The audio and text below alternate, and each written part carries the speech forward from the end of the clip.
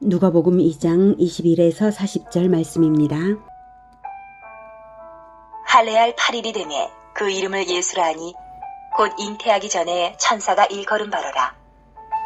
모세의 법대로 정결 예식의 날이 참에 아기를 데리고 예루살렘에 올라가니 이는 주의 율법에 쓴 바 첫 해에 처음 난 남자마다 주의 거룩한 자라 하리라 한 대로 아기를 죽게 드리고 또 주의 율법에 말씀하신 대로 산비둘기 한 쌍이나 혹은 어린 쥐비둘기 둘로 제사하려 함이더라. 예루살렘에 시므온이라 하는 사람이 있으니 이 사람은 의롭고 경건하여 이스라엘의 위로를 기다리는 자라. 성령이 그 위에 계시더라. 그가 주의 그리스도를 보기 전에는 죽지 아니하리라는 성령의 지시를 받았더니 성령의 감동으로 성전에 들어가매 마침 부모가 율법의 관례대로 행하고자 하여 그 아기 예수를 데리고 오는지라. 시므온이 아기를 안고 하나님을 찬송하여 이르되 주제여, 이제는 말씀하신 대로 종을 평안히 놓아주시는도다. 내 눈이 주의 구원을 보았사오니 이는 만민 앞에 예비하신 것이요 이방을 비추는 빛이요 주의 백성 이스라엘의 영광이니이다. 하니 그의 부모가 그에 대한 말들을 놀랍게 여기더라. 시므온이 그들에게 축복하고 그의 어머니 마리아에게 말하여 이르되 보라, 이는 이스라엘 중 많은 사람을 패하거나 흥하게 하며 비방을 받는 표적이 되기 위하여 세움을 받았고 또 칼이 내 마음을 찌르듯 하리니 이는 여러 사람의 마음의 생각을 드러내려 함이니라 하더라. 또 아셀 지파 바누엘의 딸 안나라 하는 선지자가 있어 나이가 매우 많았더라. 그가 결혼한 후 7해 동안 남편과 함께 살다가 과부가 되고 84세가 되었더라. 이 사람이 성전을 떠나지 아니하고 주야로 금식하며 기도함으로 섬기더니 마침 이때에 나와서 하나님께 감사하고 예루살렘의 속량을 바라는 모든 사람에게 그에 대하여 말하니라. 주의 율법을 따라 모든 일을 마치고 갈릴리로 돌아가 본 동네 나사렛에 이르니라. 아기가 자라며 강하여지고 지혜가 충만하며 하나님의 은혜가 그의 위에 있더라. 사랑하는 형제 여러분, 2월 13일 토요일 저녁 묵상에 오신 것을 환영합니다. 20절까지에서 예수님의 탄생 기사를 어제 읽었는데요. 오직 예수님만이 우리의 구주 되심이 절대적으로 증언되었습니다. 성경의 예언들대로 하나님께서 섭리하신 것이 하나님의 증언과도 같죠. 그리고 천군 천사들의 말과 찬양이 있었습니다. 오늘은 시므온과 안나의 찬양으로서 예수님의 구주 되심이 증언됩니다. 이로써 하늘의 증언과 찬양인 천군 천사들의 찬양, 그리고 땅의 증언과 찬양, 즉 시므온과 안나의 찬양, 양방향의 증언과 찬양을 받으셨습니다. 그렇게 영광스러운 찬양을 받기에 합당하신 그분이 탄생 때부터 누추한 마곳간의 구유에 누이심으로써 그 겸손과 사랑이 얼마나 큰지 나타났습니다. 그것은 자신의 영적인 누추함을 깨닫고 영접하는 자들에게 예수님의 구원은 주어질 것임을 암시하는 것입니다. 자, 이제 땅의 증언과 찬양으로서 시므온과 안나의 찬양을 보겠습니다. 21절 할례할 8일이 되매 그 이름을 예수라 하니 곧 잉태하기 전에 천사가 일컬은 바로라. 아이의 이름을 짓는 것은 부모의 특권이죠. 천사가 고지한 대로 지었다는 것은 하나님이 친히 아버지 되심을 의미합니다. 22, 23, 24절 모세의 법대로 정결 예식의 날이 참에 아기를 데리고 예루살렘에 올라가니 이는 주의 율법에 쓴 바 첫 해에 처음 난 남자마다 주의 거룩한 자라 하리라 한 대로 아기를 죽게 드리고 또 주의 율법에 말씀하신 대로 산비둘기 한 쌍이나 혹은 어린 쥐비둘기 둘로 제사하려 함이더라. 율법의 규례에 따라 할례와 헌신례를 행하셨고 또 모친 마리아도 정결의식을 지켰음을 말하고 있습니다. 창세기 17장 12절에는 너희 대대로 모든 남자는 집에서 난 자나 또는 너희 자손이 아니라 이방 사람에게서 돈으로 산 자를 막론하고 난 지 8일 만에 할례를 받을 것이라 라고 할례 명령이 있고요. 출애굽기 13장 12절에는 너는 태에서 처음 난 모든 것과 내게 있는 가축의 태에서 처음 난 것을 다 구별하여 여호와께 돌리라. 수컷은 여호와의 것이니라 라고 초태생 헌신 명령이 있습니다. 민수기 18장 15절에는 여호와께 드리는 모든 생물에 처음 나는 것은 사람이나 짐승이나 다 내 것이로되 처음 태어난 사람은 반드시 대속할 것이요 처음 태어난 부정한 짐승도 대속할 것이며 이렇게 초태생 헌신 규례를 주셨습니다. 초태생은 모두 하나님의 것입니다. 레위기 12장 6에서 8절에는 산모의 정결례를 명령하고 있습니다. 산모가 아들이나 딸이나 정결하게 되는 기한이 찬 후 그 산모는 번제를 위하여 1년 된 어린 양을 가져가고 속죄제를 위하여 집비둘기 새끼나 산비둘기를 회막문 제사장에게로 가져가서 제사장은 그것을 여호와 앞에 드려서 그 여인을 위해서 속죄하라. 그러면 산열이 깨끗하리라 라고 한 것입니다.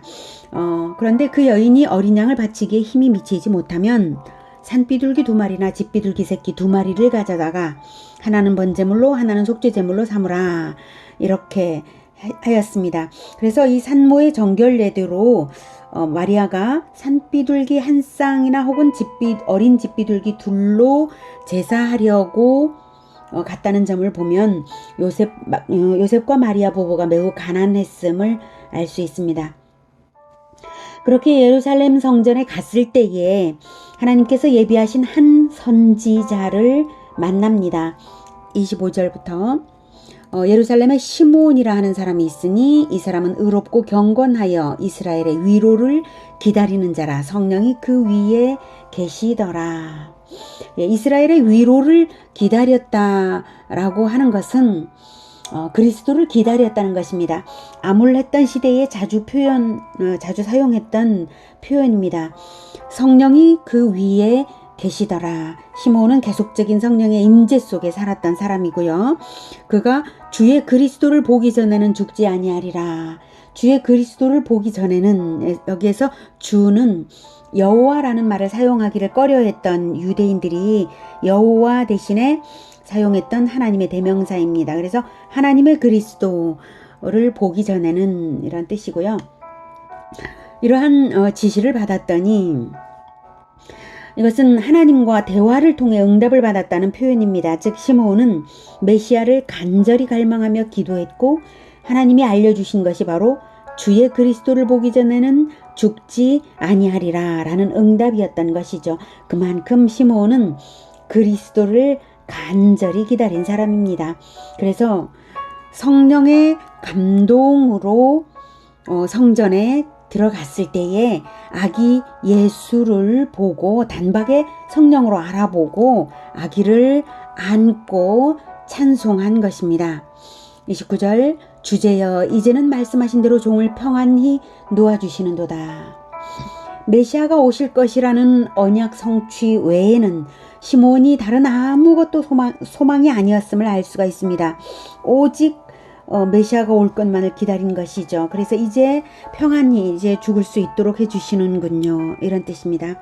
죽음이란 한편 죄의 노예와 같은 육신으로부터 벗어나는 것이기에 시므온은 오직 천국을 사모하던 사람입니다. 30절 내 눈이 주의 구원을 보았사오니 네.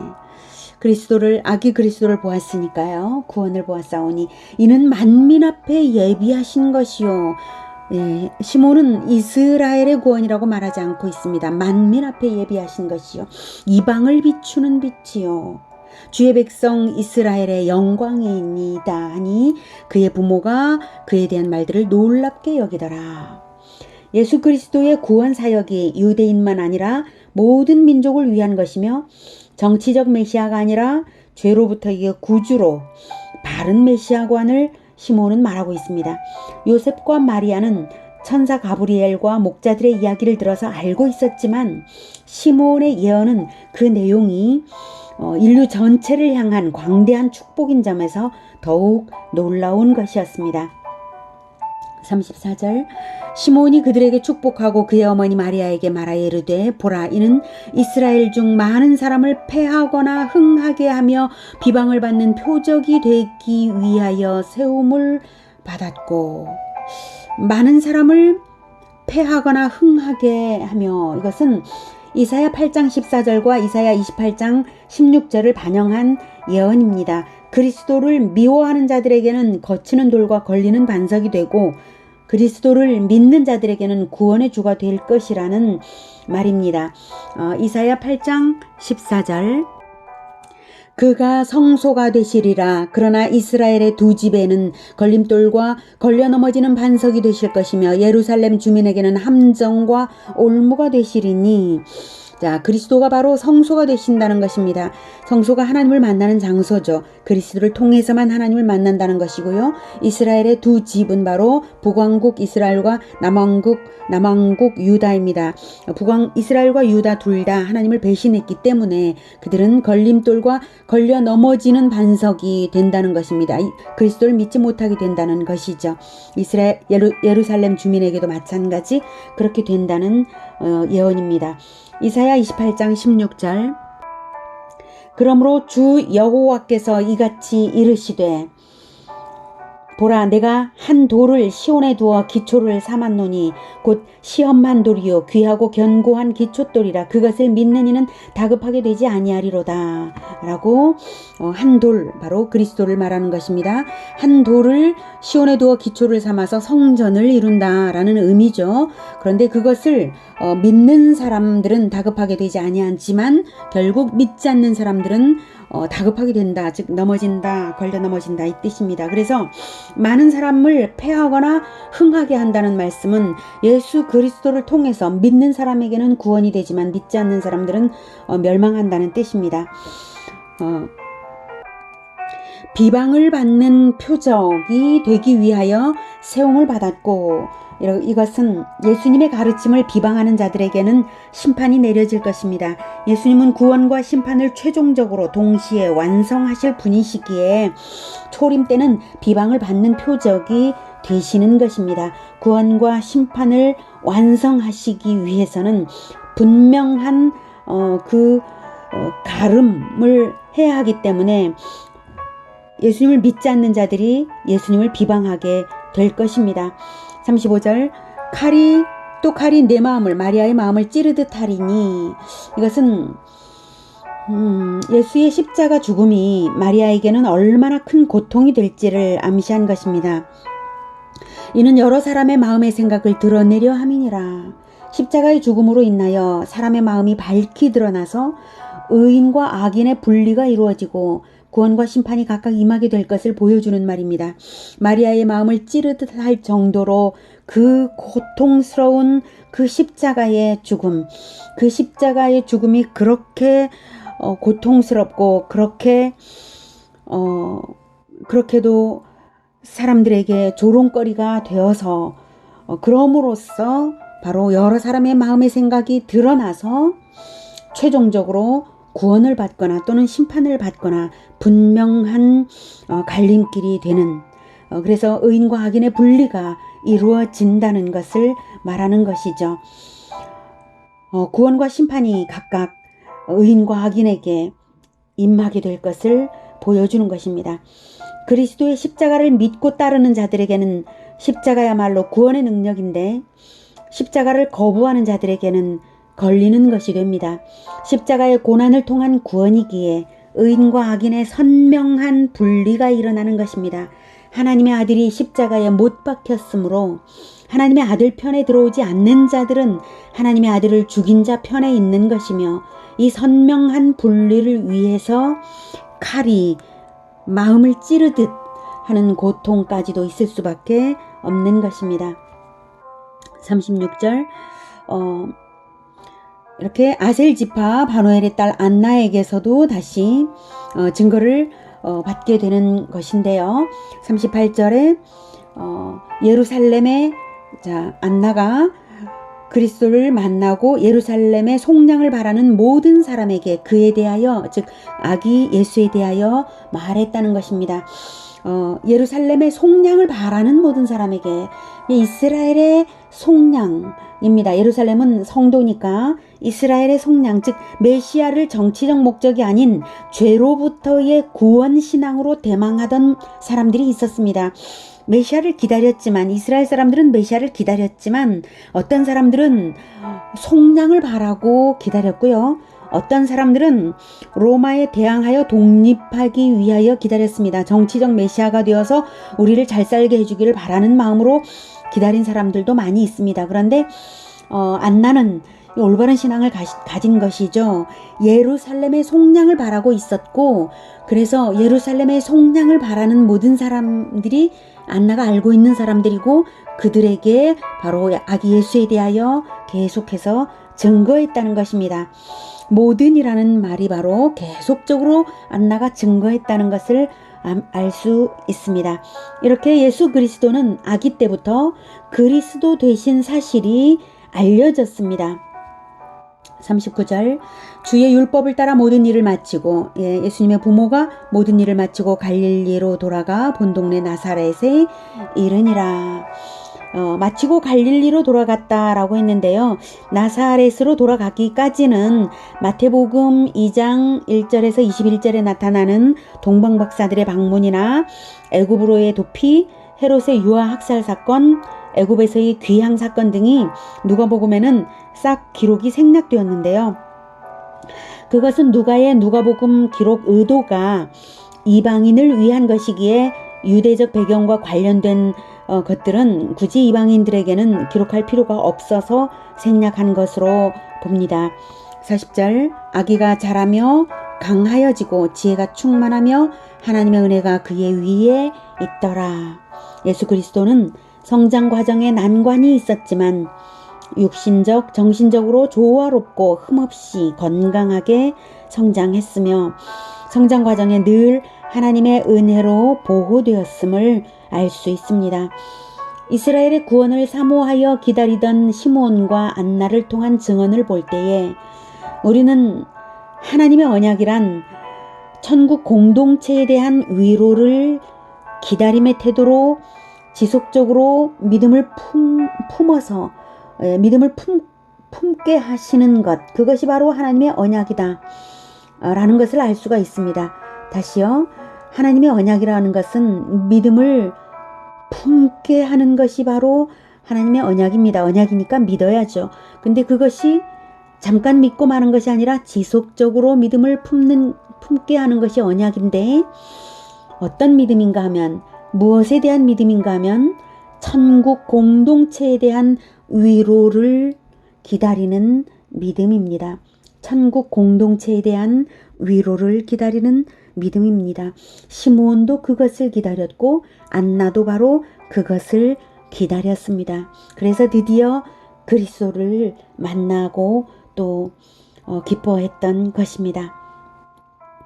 요즘 세상이 급속하게 죄악으로 어두워지는 것을 볼 때에 지금은 마지막 때이며 그리스도의 재림이 급속히 가까워졌다는 것을 느끼게 합니다. 세상의 죄악을 보고 한탄하며 괴로워하는 사람들에게는 그리스도의 재림이 위로이며 갈망입니다. 우리가 구원받은 자라는 것은 나만 구원받으면 다 된 것이 그것이 아니라 그리스도와 함께 십자가를 지는 마음으로 세상의 죄악을 한탄해야 하는 것입니다. 그러면서 예수 그리스도께서 오심으로 말미암아 천국이 완성되기를, 그 영원한 위로를 간절히 바라는 것입니다. 그래서 세상의 죄악을 볼 때에 한탄해야 하는 것입니다. 한탄하는 마음이 있기에 위로를 기다리게 되는 것이죠. 그런 마음으로 혹여 공동체 내에 죄악이 발견될 때에 칼이 마음을 찌르듯 고통해야 합당한 것입니다. 우리 모두가 그러한 마음, 이스라엘의 위로를 기다리는 마음을 갖기를 축복합니다. 기도하겠습니다. 하나님, 지금은 참으로 암울한 때입니다. 정말 예수 그리스도께서 다시 오시는 것 이외에 대안이 없다는 느낌도 많이 듭니다. 하나님, 우리가 예수님을 기다리되 세상의 죄악이 더욱 극심해져 가는 것을 보면서 안타까워하고 마음 아파하고 공동체 내에도 혹여 죄악된 태도나 그러한 것이 보일 때에 마음이 찔리듯이 아파하면서 진정한 위로를 기다리게 하여 주시옵소서. 우리가 예수 그리스도를 그 마음으로 기다리겠습니다. 마음 아파하면서 한탄하면서 예수 그리스도를 기다리며 기도하고 그리고 더욱 아픈 마음으로 사랑하는 우리가 되게, 그러기에 더욱 간절히 예수님을 기다리게 주님 도와주시옵소서. 그리고 속히 오시옵소서. 예수님의 이름으로 기도드립니다. 아멘. 이어지는 시간은 개인 기도 시간입니다.